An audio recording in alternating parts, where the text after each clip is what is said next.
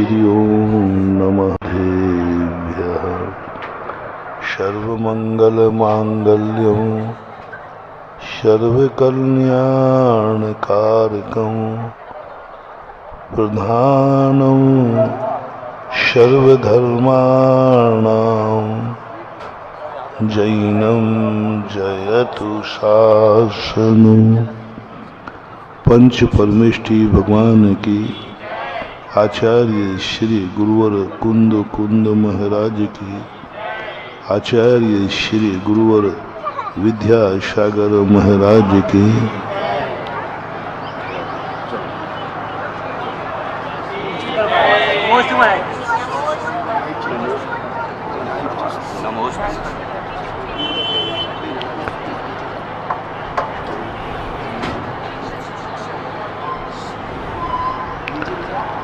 जब कभी व्यक्ति अपनी जिंदगी के भविष्य के संबंध में सोचता है तो वह अपने आप को भयभीत महसूस करता है, क्योंकि ऐसा क्यों होता है? भविष्य का भय हमारे लिए सबसे ज्यादा घातक होता है। एक वर्तमान का भय होता है। वर्तमान में जब व्यक्ति भयशील होता है तो वर्तमान में भयशील व्यक्ति होता है जब कुछ वह गलत कर बैठता है, जब से उससे कुछ गलत हो जाता है तो वह डर जाता है। डरना बुरी चीज नहीं है, डरना बहुत बड़ा धर्म है, बहुत बड़ा धर्म है। क्योंकि बिना डरे बिना मोक्ष मार्ग नहीं बनेगा। बिना डरे बिना व्यक्ति अपने जीवन का सुधार नहीं कर सकता। और व्यक्ति को यदि डर लग रहा है तो ये तो निश्चित हो गया कि उसने एक क्लास पास कर ली, वह इतना ज्ञानी तो हो गया कि मेरे से कुछ गलत हो गया।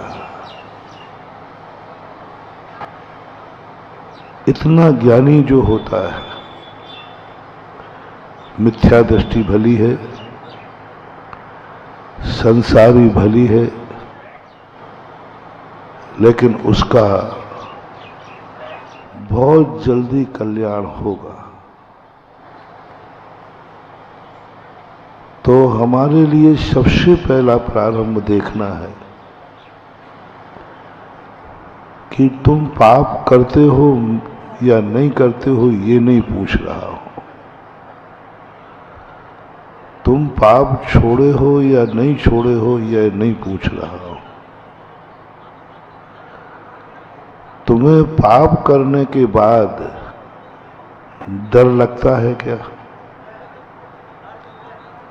पाप करने के बाद डर लगता है क्या? कोई भी पाप, शराब पीने के बाद डर लगता है क्या? चोरी करने के बाद डर लगता है क्या?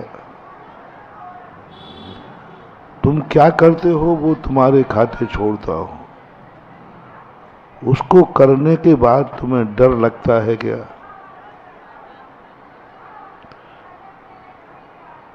यदि लगता है तो तुम्हारे कल्याण का रास्ता है। मैं तुम्हारे धर्म के मार्ग में एडमिशन दिला दूंगा, तुम्हारा कल्याण कर दूंगा, हो जाए। मैं तुम्हारे केस को जिता दूंगा। फर्क है, वकील मुझे बनाना पड़ेगा, क्योंकि कठिन फाइलों को छोटा मोटा वकील निपटा नहीं सकता। उसके लिए तो स्पेशल कोई वकील चाहिए जो पापी को बरी करा दे। ओहो, क्या बात है महानुभाव! जिसने पाप नहीं किया है उसको बरी कराना कोई बड़ी बात नहीं, क्योंकि उसने किया ही नहीं। लेकिन आज प्रवचन में किसकी चर्चा छिड़ गई?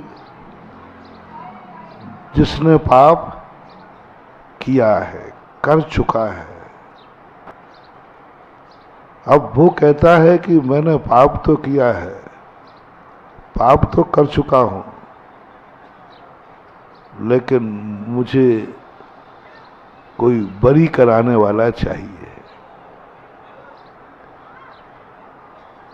क्योंकि कोर्ट में जब केस चलता है तो एक अपराधी होता है और एक निरपराधी होता है। अपराधी भी बचने के लिए ही वकील करता है। तो पहली नीति अपने जैन शास्त्रों में, धर्म क्षेत्र में भी यही है। हमारे धर्म क्षेत्र में सबसे पहले किसी पाप को नहीं छुड़ाया। उन्होंने इतनी कहा, क्या आप पाप करने के बाद आपको कैसा लगा? कैसा लगा? झूठ बोलने के बाद आपको कैसा लगा? ठगी करने के बाद आपको कैसा लगा? आपके पैर से चींटी कुचल गई, कैसा लगा? आपकी गाड़ी से किसी जीव का एक्सीडेंट हो गया, कैसा लगा? बस मैं बहुत छोटा सा, सस्ता सा, सरल सा मार्ग तुम्हें धर्म क्षेत्र प्रवेश करने के लिए LKG क्या UKG बता रहा हूं। कैसा लगा? तुम जो कुछ भी किया तुमने, उसमें कैसा लगा? यदि तुम्हें डर लगा, तुम कांप गए, मेरे से गलत हो गया, मैंने गलत कर लिया, और आपकी आत्मा कांप गई। घबराओ मत। यह डरना, यह कांपना, ये भयभीत होना, यही सम्यक दृष्टि होने का लक्षण है। कम से कम इतना ज्ञान तो तुम्हें है कि तुम पाप को पहचान गए। इतना ज्ञान तो तुम्हें है कि तुम गलती को जानते हो। तुम्हारी आत्मा ने गवाही दे दी, नहीं मेरे से गलत हुआ है। बहुत बड़ा ज्ञानी कहलाता हो। अविरत सम्यक दृष्टि वही कहलाता है। अविरत सम्यक दृष्टि पाप को छोड़ता नहीं है, लेकिन डरता बहुत है। डरना ही सम्यक दृष्टि है, डरना ही सम्यक दर्शन है। पहचानना ही सम्यक दर्शन है। उसको अविरत सम्यक दृष्टि कहे, पापी सम्यक दृष्टि। थोड़ी साहित्यिक भाषा बोलेंगे तो तुम्हें कम समझ में आएगी, क्योंकि शास्त्रों की भाषा तुम्हें समझ में नहीं आती। इसलिए हम शास्त्रों को सुधा सागर की भाषा में बोलते हैं तो समझ में आ जाती है। हमारी भाषा तो अब आपको मालूम है, बच्चा बच्चा समझ जाता है। शास्त्रीय भाषा है अविरत सम्यक दृष्टि। हिंदी में कहें पापी सम्यक दृष्टि, असंयमी सम्यक दृष्टि। संपूर्ण पाप कर रहा है फिर भी सम्यक दृष्टि। चारत मोह वश लेस न संयम, पैसुर नाथ जजे है। संपूर्ण पाप करता हुआ भी देवता जयकार करेंगे। शारद मोह बस लेस न संयम, किंचित मात्र भी संयम धारण नहीं किया। पैसुर नाथ जजे हैं, सौधर्मेंद्र जय जयकार करेगा। सौधर्म बस इतनी सी बात पे करेगा कि तुम पाप को पहचानते हो। थर्मामीटर ये है कि पाप करने पर हम डरते हैं, भयभीत होते हैं। डरता है सम्यक दृष्टि। मिथ्या दृष्टि और सम्यक दृष्टि में इतना ही अंतर है। मिथ्या दृष्टि पाप करने से डरता नहीं है, खुशी मनाता है। सम्यक दृष्टि पाप करता है, पाप करने के बाद दुख मनाता है, पश्चाताप करता है, अंतो अंतो डज्झामी कहता है। यही तो अंतर है। ज्ञानी व्यक्ति कई बार ऐसी चीजें कर लेता है, करना पड़ती है, लेकिन वो पश्चाताप करता है, डरता है, भयभीत होता है, और उस भय के कारण से ज्ञान की घोषणा होती है। कम से कम इसको इतना ज्ञान तो हो गया कि ये पाप है। और मिथ्या दृष्टि कहता है मैंने कौन सा पाप किया। सपोज कीजिए एक आपके पैर से चींटी कुचल गई, आपकी गाड़ी से कोई जानवर मर गया, दोनों गाड़ियां जा रही थी, एक सम्यक दृष्टि की और एक मिथ्या दृष्टि की। दोनों से एक्सीडेंट हुआ, एक जीव की हत्या हुई। दूसरे कहे भैया देख तेरी गाड़ी से ये जीव मर गया, तो मर गया, मैं क्या करूं, वो रोड पे क्यों आता है? रोड उसके लिए बनाया है कि हमारे लिए बनाया? क्यों आया वो रोड पर? मर गया तो मर गया, जो रोड पे आएगा वो मरेगा नहीं तो क्या करेगा? बस मिथ्या दृष्टि हो गया, अनंत संसारी हो गया, अनंत संसार, क्योंकि उसने अपराध को एक्सेप्ट नहीं किया, भयभीत नहीं हुआ और खुशी और मना रहा है, ठीक है ऐसे ही मरेगा। मिथ्या दृष्टि अनंत संसारी।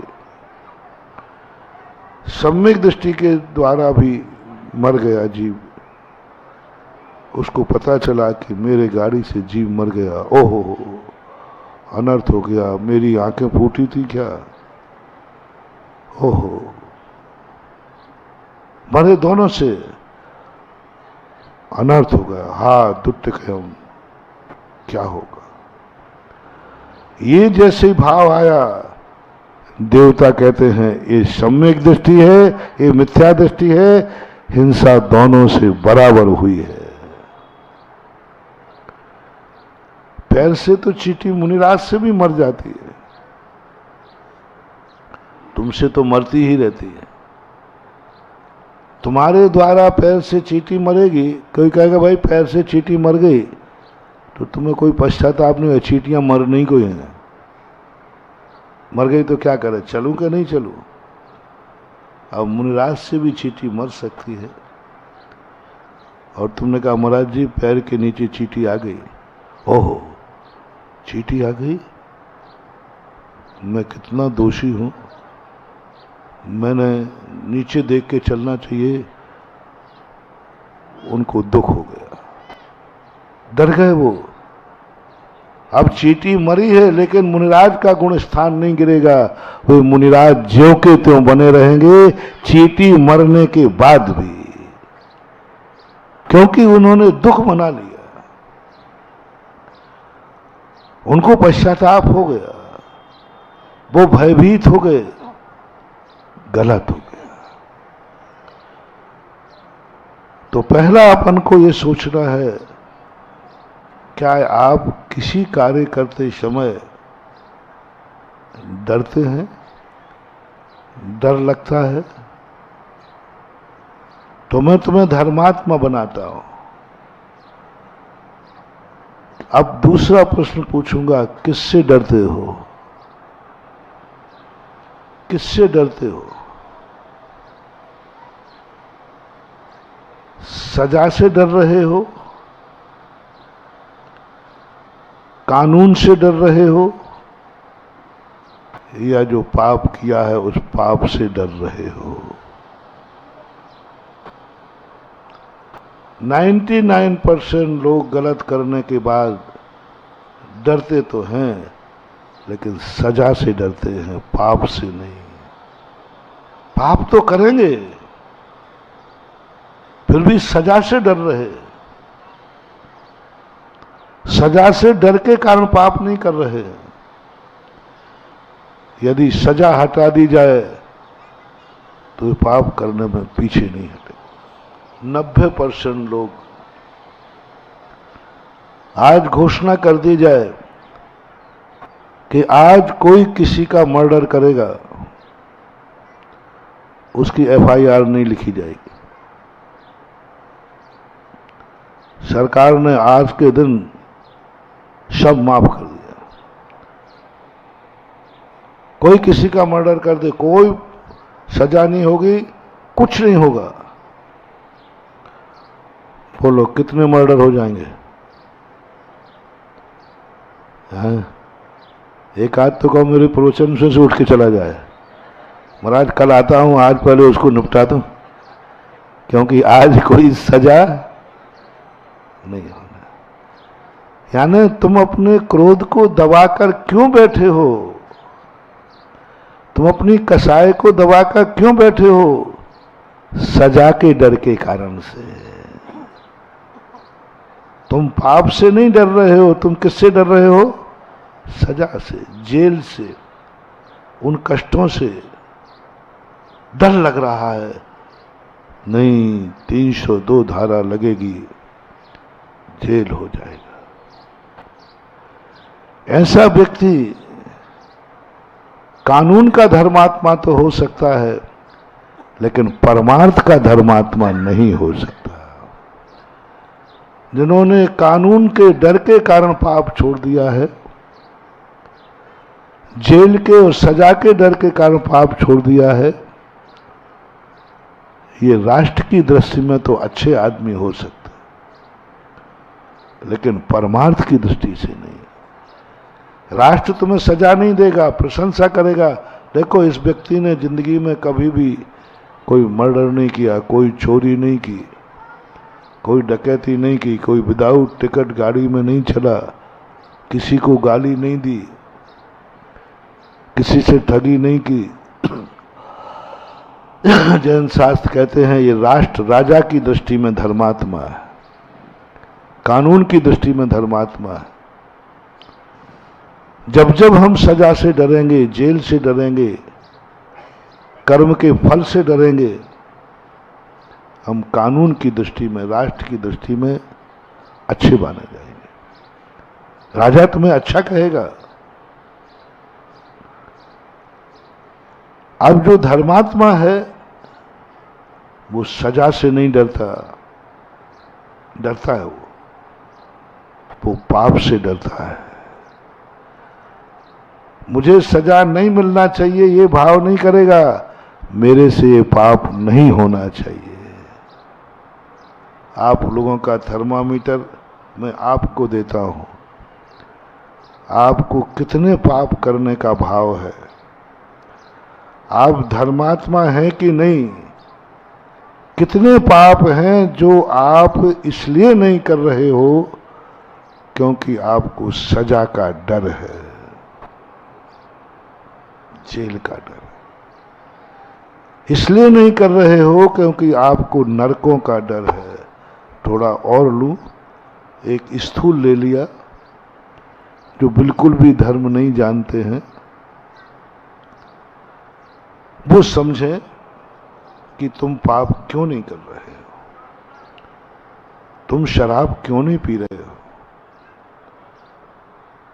तुम्हारा सामने वाला दुश्मन गालियां दे रहा है, तुम उसको निपटा क्यों नहीं रहे हो, सामने वाला तुम्हारा सब कुछ लूट रहा है, तुम बोल क्यों नहीं रहे हो? किस कारण? उसको बोलते हैं बनिया। बनिया कहता है, और सबसे ज्यादा बनिया गालियां सुनता है।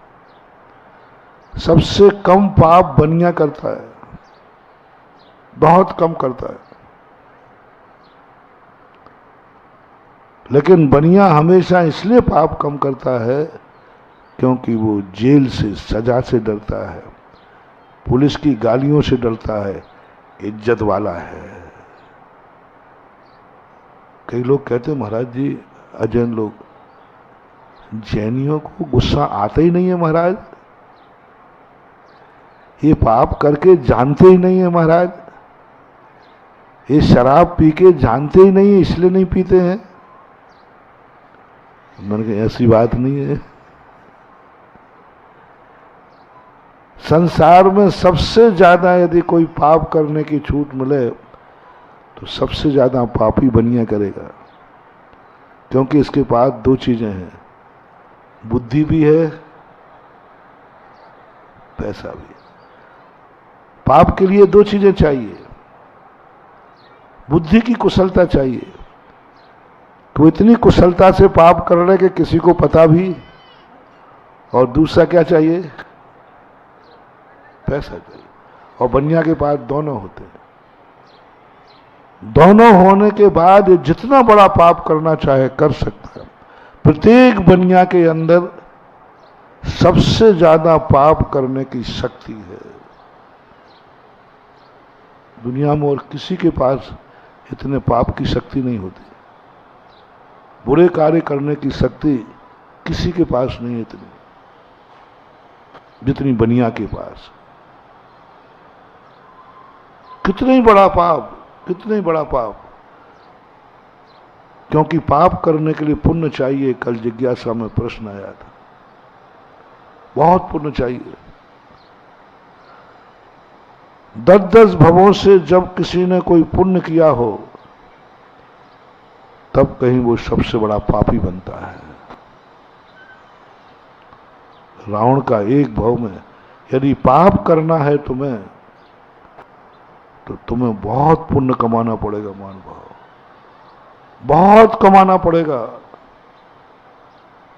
संसार का हर पाप कर सकते हो, पृथ्वी को उलट सकते हो, कोई दुनिया में ऐसा पाप नहीं बचेगा जो तुम नहीं कर पाओगे। उसके लिए तुम्हें बहुत लंबा चौड़ा पुण्य करना पड़ेगा। रावण ने 16 भव लगाए सबसे बड़ा पाप करने के लिए। 16 भव से पुण्य का संचय कर रहा है, 16 भव से कर रहा है। और सबसे ज्यादा पुण्य कर्म का उदय बनिया का होता है, सब तरफ से। जाति में महाजन माना जाता है, आचरण में उच्च कुलीन माना जाता है, कमाने में बुद्धि होती ही है, बुद्धि में तो बहुत तेज होता है, बहुत तेज होता है, इसलिए सबसे ज्यादा पाप कर सकता है। और कोई पकड़ भी नहीं सकता, बहुत कठिन है। फिर क्यों नहीं करता? उन महानुभावों ने जो प्रश्न किया, उनकी धारणा थी कि जैनी पाप करके जानते ही नहीं, उनको पाप करना आते ही नहीं, इनके पाप करने की शक्ति ही नहीं है, ये शक्तिहीन है। कुदरत ने इन्हें पाप करने की शक्ति ही नहीं दी, ये उनकी धारणा थी। मैंने कि ये तुम्हारी भूल है। जो जितना बड़ा पुण्यात्मा होगा महानुभाव, मोटिवेशन, उसमें उतने ही बड़े पाप करने की शक्ति होती है, जितना बड़ा होगा। यदि साधु है तो साधु में भी सबसे ज्यादा, तुमसे ज्यादा पाप यदि कोई कर सकता है तो साधु। तुम कितना करोगे पाप? तुम कितना पाप करोगे? तुम अकेली माचिस की काड़ी से एक गांव में आग लगाओगे, एक मकान में आग लगाओगे, उस पर कोई काबू पा लेगा? पानी डाल देगा, गैस से बुझा देगा, ज्यादा नहीं जला सकता। लेकिन साधु में इतनी ताकत होती है, क्योंकि वो साधु है। जो जितना धर्मात्मा है, जो जितना साधु है, जो जितना अच्छा दिख रहा है, उसमें महानुभाव पाप करने की शक्ति उतनी ही ज्यादा है। थर्मामीटर बनाना, मोटिवेशन बनाना, थर्मामीटर, नियम बनाना, अविनाभाव बनाना। अब देख लो तुम संसार में सबसे ज्यादा धर्मात्मा कौन है? उसमें सबसे ज्यादा पाप करने की शक्ति है। तुमने एक मकान में आग लगाई माचिस की काड़ी से, एक मकान जल नहीं पाया, बुझा दी गई है। 2 मकान जल पाए, बुझा दी गई। अब देखना साधु में पाप करने की शक्ति देखना। साधु जिस दिन जलाने के लिए बात कर लेगा, 12 योजन की भूमि में एक तिनका भी नहीं बचेगा। जिस दिन ये जलाने बैठ जाएगा, देवता भी नहीं बुझा सकते। एक गृहस्थ की आग को, लगी हुई आग को कोई भी बुझा सकता है, लेकिन साधु यदि हिंसा पर उतर जाए, साधु का क्रोध भड़क जाए, साधु यदि दुश्मनी साध ले, गृहस्थ, मैंने कहा ना, गृहस्थ दुश्मनी चाहेगा तो ज्यादा कुछ नहीं मिटा पाएगा। बचाने वाले बहुत हो जाएंगे। कोई भी 2 व्यक्ति, तुम किसी को जलाने गए और उसने माचिस छीन ली, खत्म मामला। गैस की टंकी, वो क्या होते हैं, बुझाने वाली गैस होते, उससे बुझा दोगे। लेकिन जिस दिन साधु के मन में द्वेष जाग गया, जिस दिन साधु के मन में विद्वेष की आग जल गई, उस दिन संसार का कोई व्यक्ति 12 योजन में से एक तिनके को भी नहीं बचा पाएगा। सरकार क्या, पूरे देवता, सारे देवता एक साथ आ जाए, नहीं बचा सकते, क्योंकि ये आग साधु ने लगाई है, ये पाप साधु ने किया है, ये विद्वेष जागा है साधु के अंदर। साधु खुद नहीं बुझा सकता। अब और लीजिए, तुम किसी के मकान में आग लगाने गए, थोड़ी देर किसी ने समझाया तो तुम समझ जाओगे, लेकिन साधु को यदि एक बार भाव जाग जाए, पर साधु स्वयं चाहे तो भी वह नहीं बचा सकता, उस आग को नहीं बुझा सकता। द्वारका के अंदर दीपायन मुनि से आग लगी, पूरा राजकर्म पानी डालने के लिए उठा। बलराम भी थे, श्री कृष्ण भी थे, नारायण सब थे। समुद्र में से पानी फेंक रहे, समुद्र के बीच में थी द्वारका, चारों तरफ पानी था। कितना भी पानी डाला गया, नहीं बुझी। जैन दर्शन के अनुसार अंत में नारायण और बलभद्र माता पिता को लेकर भागे। आकाशवाणी होती है, हे नारायण, ये बलभद्र, बचने की चेष्टा मत करो, ये आग किसी धर्मात्मा साधु के द्वारा लगाई गई है। एक क्षमाशील को क्रोध आया है, एक अहिंसक को हिंसा का भाव जागा है। संसार का सर्वश्रेष्ठ अहिंसक था उस समय दीपायन मुनि। सबसे बड़ा भावलिंगी था दीपायन मुनि। पूरे मुनियों में सबसे ज्यादा, और किसी के पास उस समय का उल्लेख नहीं मिलता। रिद्धिधारी थे महाराज। रिद्धि किनको होती है? जो सबसे ज्यादा धर्मात्मा, जो निर्दोष चर्या का पालन करते हैं। दीपायन मुनि को रिद्धि प्राप्त हो गई। सारा जगत कहता है इससे बड़ा धर्मात्मा नहीं, अहिंसक नहीं, करुणा दयालु नहीं। उस अहिंसक को हिंसा का भाव जाग गया। क्षमाशील को घानी में फेल दो तो कभी क्रोध नहीं आए, उसको क्रोध जाग गया। किसी से उसको द्वेष भाव नहीं है, उसके मन में द्वेष जाग गया। अब खतरा है, मान लो। कोई जब तुम्हारे पीछे पड़े तो ये देख लेना वह व्यक्ति कितना धर्मात्मा है, पुण्यात्मा है। यदि कोई धर्मात्मा, पुण्यात्मा, साधु, सज्जन, गांव का अच्छा व्यक्ति, जैसे सब लोग धर्मात्मा कहते हैं, देवता भी जिस साधु की पूजा करते हैं, यदि ऐसे व्यक्ति को पाप करने का भाव जाग जाए, अब नहीं बचा सकते तुम। कोई कानून नहीं, कुछ नहीं। आकाशवाणी होती है, हे नारायण बलभद्र, तुम किसी को भी नहीं बचा पाओगे, क्योंकि ये पाप किसी सबसे बड़े धर्मात्मा ने किया है। ये क्रोध सबसे बड़े क्षमाशील को आया है, कुछ नहीं कर सकता। हरिवंश पुराण के अनुसार देवता भी कुछ नहीं कर पाए, सौधर्मेंद्र कुछ नहीं कर पाया, देखते रहे खड़े, कुछ नहीं कर सकता, क्योंकि वो धर्मात्मा के द्वारा किया गया है। जो जितना पुण्यात्मा, धर्मात्मा होता है, उसके द्वारा किया हुआ अनर्थ उतना खतरनाक होता है। मैंने उस सज्जन को कहा कि मैंने कि तुम भूल कर रहे हो।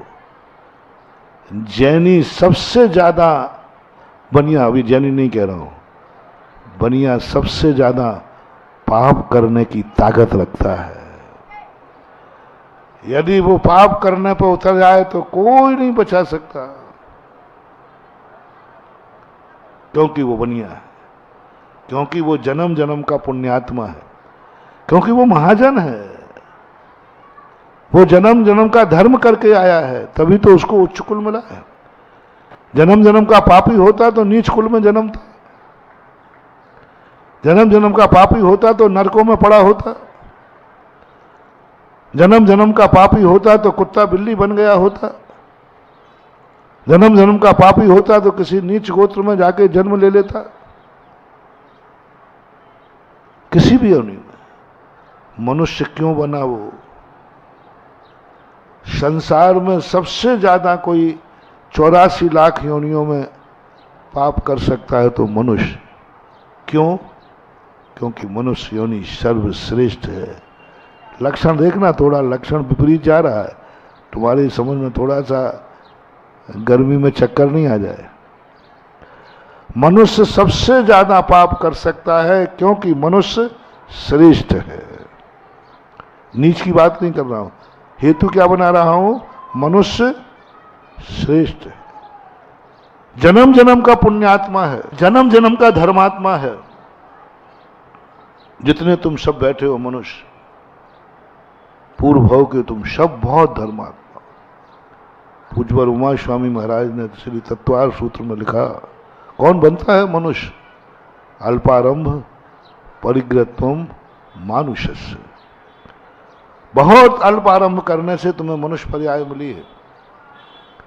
अब तुमसे बहुत खतरा है, क्योंकि तुम अच्छे आदमी हो। सुनना सुनना भाई, मनुष्य से खतरा है क्योंकि मनुष्य 84 लाख योनियों में अच्छा है। अच्छे आदमी से खतरा है। बुरे आदमी से खतरा तो तुम्हें सब मालूम है। शेर से खतरा है, सबसे खतरा है, लेकिन मैं अच्छे आदमी से खतरा है क्योंकि तुम मनुष्य हो।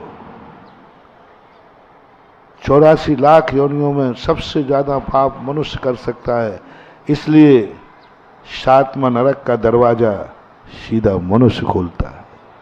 कुछ त्रियंश भी होते हैं, लेकिन मुख्य रूप से मनुष्य जाता है क्योंकि मनुष्य श्रेष्ठ है, अच्छा है। इसलिए श्रेष्ठ लोगों से सावधान। तुम्हारे पड़ोसी में कोई अच्छा आदमी तो नहीं रहता, सावधान। यदि कोई गंदा आदमी रहता हो तो ज्यादा डरने की जरूरत नहीं है। कोई अच्छा आदमी रहता हो, कोई गरीब रहता हो तो डरने की जरूरत नहीं, कहीं तुम्हारे पड़ोसी में अमीर तो नहीं रहता। गरीब है तो कोई ज्यादा नहीं डरना। नीच कुलीन रहता है तो ज्यादा नहीं डरना, कहीं उच्च कुलीन तो नहीं रह रहा है। क्रोधी व्यक्ति तुम्हारे साथ दोस्त है तो नहीं डरना, कहीं ऐसा तो नहीं कोई क्षमा का भंडार हो। क्षमा का भंडार। सावधान, सावधान। भगवान से डरना, क्योंकि सबसे अच्छा भगवान है, सबसे अच्छा भगवान है। बस अब तुम्हें सावधान रहना है। तुम्हारा भगवान कैसा है बताओ भाई जैनियो, तुम्हारा भगवान कैसा है? जोर से बोलो।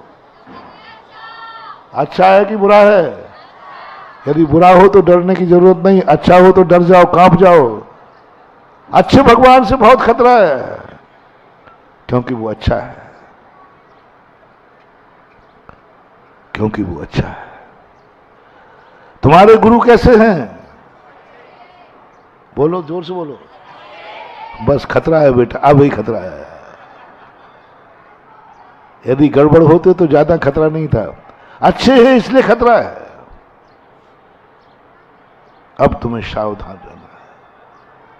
तुम्हारा कुल अच्छा है, तुम्हारी जाति अच्छी है, तुम्हारा परिवार अच्छा है, तुम्हारे भगवान अच्छे हैं, तुम्हारे गुरु अच्छे हैं, तुम अच्छे हो।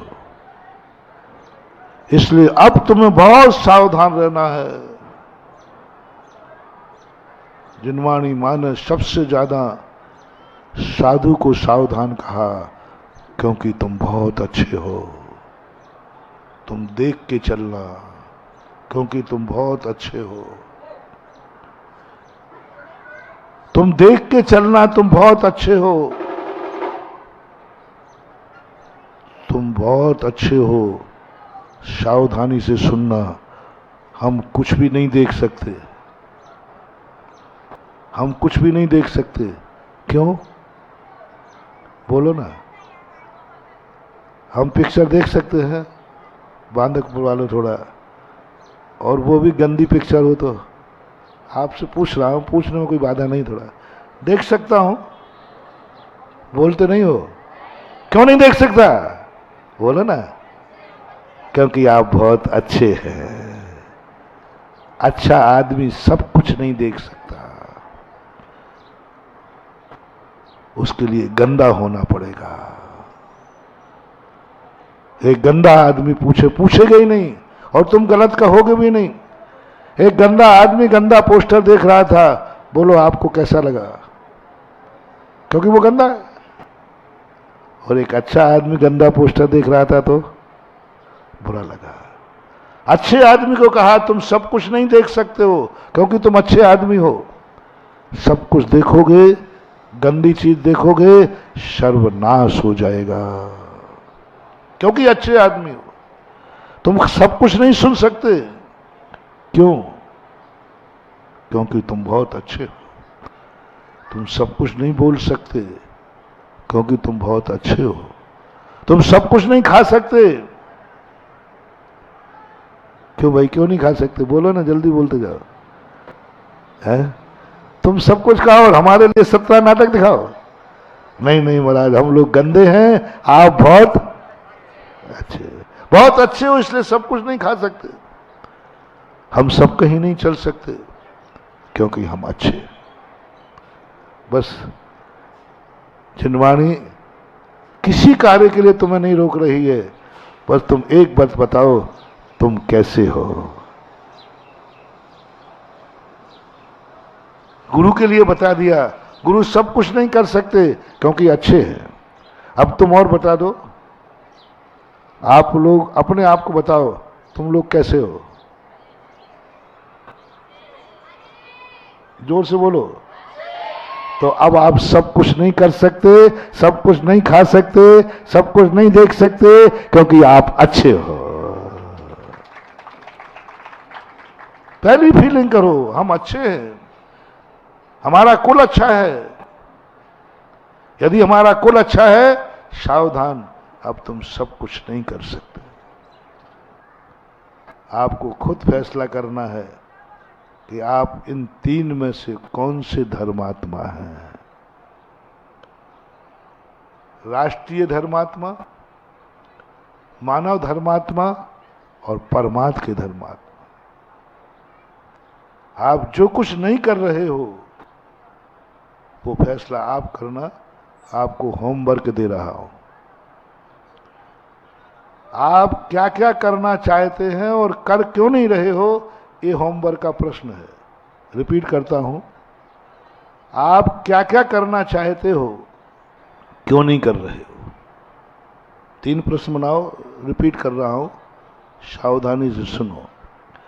आप क्या क्या करना चाहते हैं, क्रोध, मान, माया, शराब, जो भी आपको लेना है, और कर सकते हो, फिर क्यों नहीं कर रहे हो। इसके 3 जवाब आपको लिखना है अपनी जिंदगी में। कानून और सजा की डर से, दुर्गति के डर से, या पाप के डर से। यदि तुम्हारे मन में आ जाए कि नहीं, कुछ भी हो, मैं पाप से डरता हूं, पाप भीरू हूं, पाप से मुझे डर लगता है, अभी छोड़ा नहीं है पाप, पाप से डर रहा है, कांप रहा है, पाप करने के बाद पाप से डर रहा है, मेरे से ये क्यों हो गया, मेरे से गलत क्यों हुआ, मेरे पैर से चींटी क्यों मरी, मेरी गाड़ी से कुत्ता क्यों मरा, मैं आज मंदिर क्यों नहीं गया, आज मैंने माला क्यों नहीं फेरी, महाराज मेरे नगर में थे, मैंने पूजा प्रवचन क्यों नहीं सुना, मैंने आज भगवान का अभिषेक क्यों नहीं किया, आज मैंने स्वाध्याय क्यों नहीं किया, आज मैंने प्रतिक्रमण क्यों नहीं किया, आज मैंने सामायिक क्यों नहीं की। ये सारी बातें उसके मन में आएंगी। बस वो डर जाएगा पाप से। और जो द्रव्यलिंगी होगा वो डर जाएगा, लोग क्या कहेंगे, महाराज आए हो प्रवचन सुनने नहीं गया, लोग क्या कहेंगे, जैनी होकर के मंदिर नहीं जाता, लोग क्या कहेंगे। इसलिए वो आएगा लेकिन लोक लाज में आएगा, परमार्थ धर्म मान के नहीं आएगा। और कुछ लोग ईमानदार होते हैं कानून के डंडे पर। बेईमानी तो तुम करना चाहते हो लेकिन कानून का डर है तुम्हें कि यदि पकड़ा गया तो। विदाउट टिकट तुम चलना चाहते हो लेकिन क्यों नहीं गए। बहुत सरल उदाहरण है। अच्छा, कोई ट्रेन फ्री में जा रही हो तो कितने लोग टिकट खरीदेंगे, और उसमें लिखा हो कि जो इस गाड़ी में कोई चेकिंग नहीं होगी, कोई चेकिंग नहीं करेगी, कोई चेकिंग करेगा ही नहीं, पक्का है, निश्चित है। बोलो कितने लोग टिकट खरीदेंगे। माता है, हो सकता है 2-4% खरीद। कि भाई निराला तू खरीदेगा कि नहीं। बिल्कुल पक्का गारंटेड है, उस गाड़ी में कोई चेकिंग नहीं 99% टिकट। इसका उदाहरण दूं मैं, कहीं भोजनशाला में भोजन फ्री हो तो कितने लोग वहां भोजनशाला में गुल्लक में डालते हैं। और जहां पहले एक एक चीज का बिल बनता हो वहां कितने लोग फोकट में खा के आते हैं। एक एक चीज का बिल बनता है, वहां तो दोगे। और जहां लिखा हो कि यहां भोजनशाला में कोई भी चार्ज नहीं है, वहां खा के तो सब आएंगे, लेकिन डाल के कितने आएंगे? 10%, 15% मान लो, 20% मान लो, 80% तो यह है बेईमानी, यह है अधर्म। और उस समय व्यक्ति यदि होगा कि नहीं, मैं घर में भी भोजन करता तो मेरा कुछ ना कुछ पैसा तो खर्च, भोजन करते या नहीं करते ये बताओ? करते तो सही, घर में करते तो इतना खर्च होता, होटल में करते तो इतना खर्च होता। और आज यहां निःशुल्क भोजन है, मैं निःशुल्क करता नहीं हूं, उसको तो नहीं दूंगा, लेकिन मंदिर की गुल्लक में जरूर डाल के आऊंगा। ये ईमानदारी का धर्म। मालूम है कि कोई चेकिंग नहीं करेगा, लेकिन मैं बिना टिकट की यात्रा नहीं करता हूं, क्योंकि राष्ट्र मेरा है, सरकार मेरी है, रेलवे विभाग मेरा है, मैं बिना टिकट तो यात्रा नहीं करूंगा। लोगों ने कहा क्यों ले रहे हो, कोई चेकिंग करने वाला नहीं है। नहीं, चेकिंग करने वाला होवे या ना होवे, टिकट तो मैं लूंगा। यह है सच्चा भारतीय, यह है सच्ची भारत माता का बेटा। बाकी तो सब राष्ट्र को दिवालिया बनाने में लुके हैं। चेकिंग की भावना हो तो टिकट ले लोगे, और नहीं है तो नहीं लोगे। महानुभाव, समय हो रहा है, अपन को ईमानदार धर्मात्मा बनना है, परमार्थ के धर्मात्मा होना है। हमें ये नहीं, ना अपन को सजा से डरना है, ना नरक से डरना है, अपन को पाप से डरना है, हिंसा से डरना है, झूठ से डरना है, चोरी से डरना है, कुशील से डरना है, परिग्रह से डरना है। इससे भय होकर के हमारे अंदर, ये भय यदि हमें आ जाएगा तो आप ज्यादा दिन पापी नहीं रह पाओगे। क्योंकि आपको डर किससे हो गया? पाप से, अधर्म से, गारंटी। यदि पाप से डर बैठ गया है, एक ना एक दिन तुम पाप से मुक्त हो जाओगे।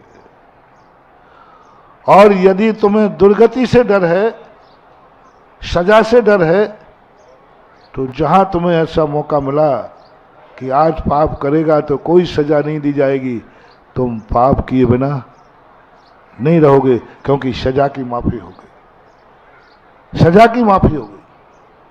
और हमारा जैन धर्म कहता है चाहे अच्छे लोग मंदिर भी आओ तो अपना धर्म मान के आओ।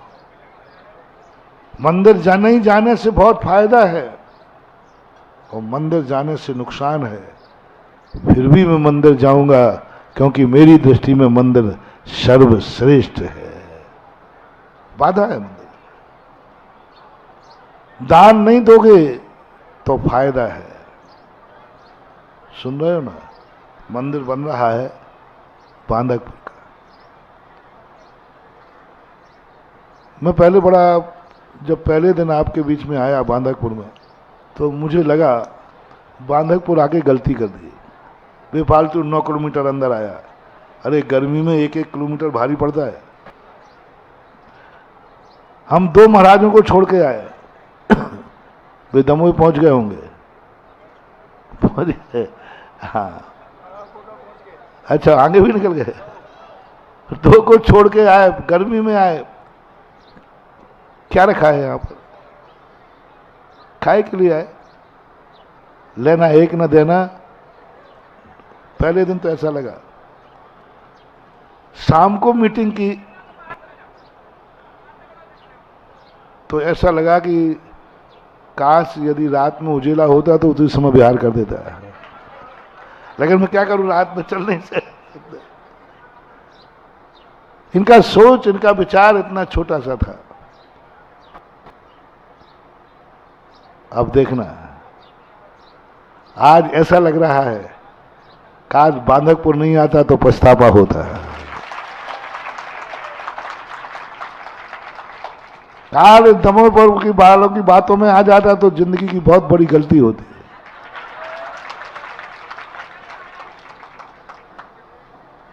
बांधकपुर यदि नहीं आता तो शायद इस भाव में तो नहीं, अगले भाव में जरूर पछताना पड़ता है, जो अवध ज्ञान से जानता है। आज क्यों अच्छा लग रहा है? एक छोटा सा गांव, 50 घर की बस्ती, 100-150 ही सब वोटर हैं, उसके बावजूद भी इतना विशाल धाम बनाने का संकल्प ही नहीं किया है, भावना ही नहीं की। मेरा नेचर घोषणाओं से प्रभावित नहीं होता है। हमारा नेचर ये नहीं है कि वो शिलान्यास करो, जाओ तुम जानो। पहले पूरा बजट हो, बाद में शिलान्यास हो। आज एक छोटा सा गांव पाषाण का इतना बड़ा मंदिर बनाने का पूर्णता की ओर पहुंच गया है। कुंडलपुर का बड़े बाबा का मंदिर कितने लोगों ने बनाया? पूरे भारत ने बनाया, ध्यान रखना। बड़े बड़े सेठ और साथ में सबसे बड़े संसार के सर्वश्रेष्ठ गुरुदेव। कुंडलपुर में ऐसे ही नहीं बना, कितनी बड़ी शक्ति लगी बोलो ना। पूज्य गुरुदेव संसार के सर्वश्रेष्ठ, उनसे बड़ा कोई आज दुनिया में है नहीं, बड़े बाबा का मंदिर। और संसार के सबसे बड़े बड़े जैनी जब कुंडलपुर में लगे तब बड़े बाबा का मंदिर बना। लेकिन बांधकपुर में अभी बाहर का 1 रुपया भी नहीं आया। छोटी सी समाज, छोटे से घर, और महाराज कौन? संसार से सबसे छोटा साधु। हाँ देखो, गड़बड़ मत करना, गड़बड़ मत करना। आचार्य जी के सामने मैं आचार्य जी के चरणों की धूल हूं। आचार्य मेरे सिर से भी ऊपर हैं और मैं उनके चरणों के नीचे हूं। सबसे छोटा साधु, छोटी सी समाज, फिर भी अकेला पाषाण का विशाल मंदिर बनाने का कार्य कर रहे, आज शिलान्यास कर रहे। आज मैं बहुत खुश था, मैंने कही बहुत सही आ गया, आना ही चाहिए था।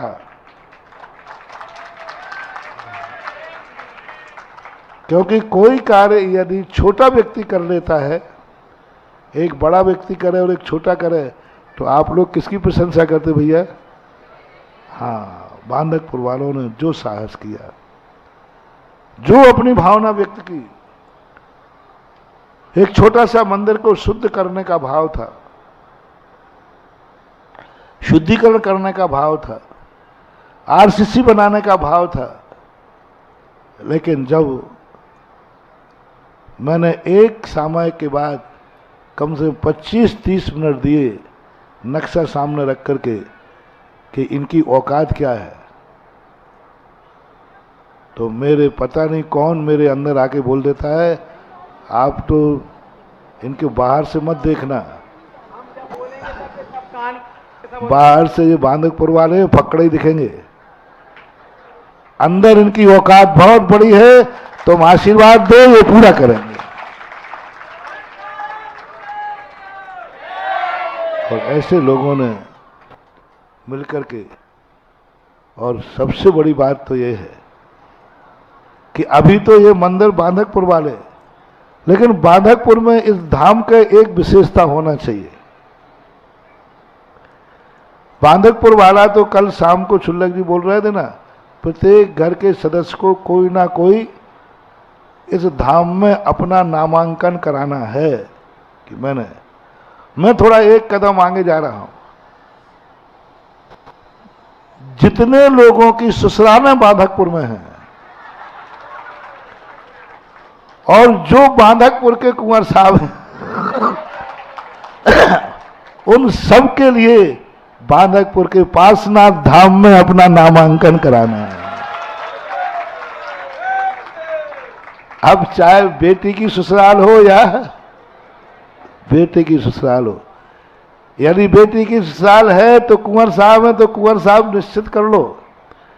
बांधकपुर से यदि संबंध रखना है तो पार्श्वनाथ धाम से संबंध बनाना पड़ेगा।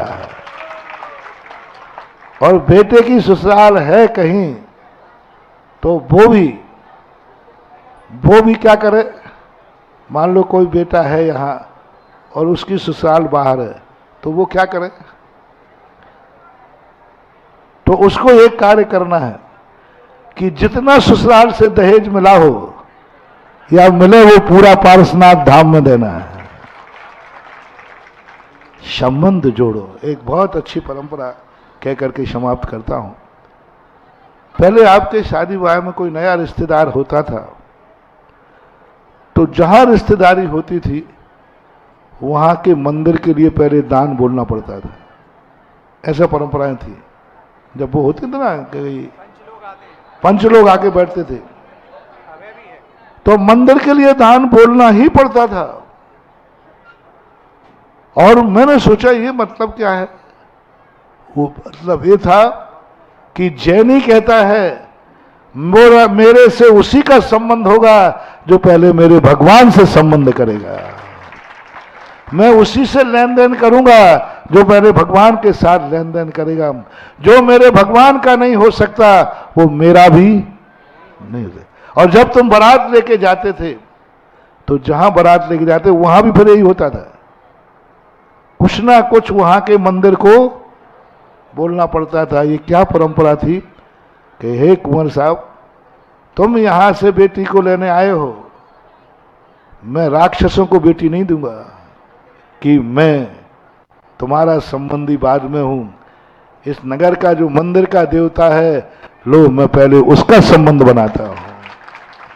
बहुत बड़े लॉजिक थे इसके और उस लॉजिक को बांधकपुर में होना चाहिए कि बांधकपुर का कोई भी रिश्तेदार है उसका संबंध पारसनाथ धाम से है तो बांधकपुर से है, नहीं तो बदमाश है। एक कुंवर साहब की बात आई थी कहते हैं, लेकिन उनको ये बात आई कि नहीं 51 कलश उन्होंने अपने ससुराल के पारसनाथ धाम को घोषित किए। ससुराल है उनकी यहाँ, लेकिन उन्होंने कहा जब बेटी लेके गया हूं, धर्म पत्नी लेके गया हूं तो मैं कुछ वहां के देवता को समर्पण। बहुत बहुत धन्यवाद शेष कुंवर साहब को और शेष जिन जिन की शादियां हुई हों वो सब पुराने हों चाहे नए हों, सब अपना रिश्तेदारों को धर्म से जोड़ें। इसके संबंध में कभी और ध्यान में आएगा तो कहूँगा महावीर भगवान है। इस कार्यक्रम के पुण्यार्चक थे ब्रह्मचारी भैया श्री मुन्ना लाल जैन, श्रीमती शशि जैन, पुत्र एवं पुत्रवधू श्री आशीष जैन, श्रीमती काजल जैन, श्री सचिन जैन, श्रीमती नेहा जैन, सुहाग साड़ी सेंटर, गांधी चौक, शामली।